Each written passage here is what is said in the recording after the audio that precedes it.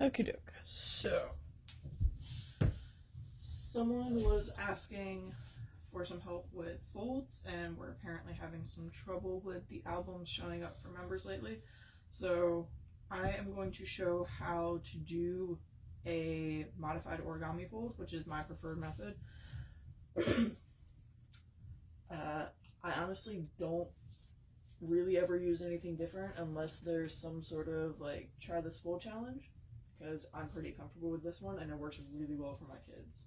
It's super customizable. It's my go-to. So to start with, I grab the top two corners, and this is the fuzzy side of the flat. You can use whatever side you want, but whatever side is going to be inside, not what shows on the bone, is what you'll want to start with facing up.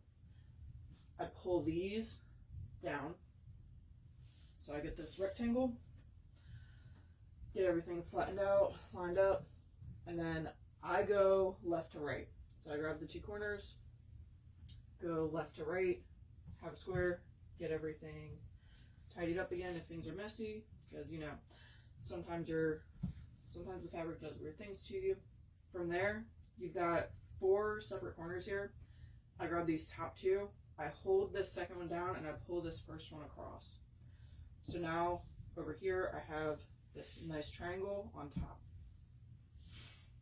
Then I grab these corners and I flip, holding everything together in this one corner so it doesn't all come unfolded. From here you can do one of two things. You can either do standard origami and, whoops, grab that corner, and just fold into the center. And this gives you an even layer of absorption from back to front. Or you can do what I do, which is where you call it modified origami, and pull those top two corners down. And then when you fold, you get more layers of absorption here. Plus, what I do, depending on the size of the flat, is I make this a little narrower because I prefer a narrower crotch instead of a wider crotch. So I'll make this fold a little bit more narrow, and I will get 4 folds into the center instead of 3. So that's even more layers in the center, because my guys are heavy wetters, flutters, and tend to be front wetters. So I like to have all my absorption front and middle. But if your kid sleeps on their back or is just a light or moderate wetter, then just a regular origami fold without that modification could be perfect for you. Play around with it and see. There is one other thing you can do when you are folding to modify origami, and this gives you more of a rise. So the first time I did it, I did even and made a square.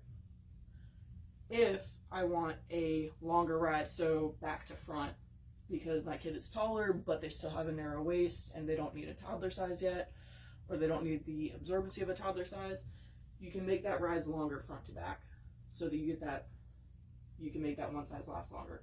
When you're bringing it over, you're going to overlap the edges a little bit for however much you want that rise to be extra. I'll show you how that works. So I folded it over probably an inch extra, and I'm going to do the rest of the fold the same. When I do this, I'm going to make that triangle still, and when you flip is when you're going to see the difference. So now, instead of it being even across the back, you've got a little bit more rise here.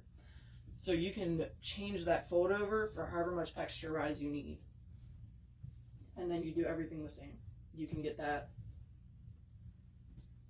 everything folded over to the center, whatever, but now you've got that longer rise for your taller child or whatever, because every kid has different proportions, so we found different ways that we can modify every fold for every kid.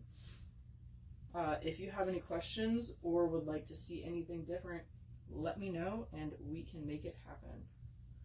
Thanks, guys.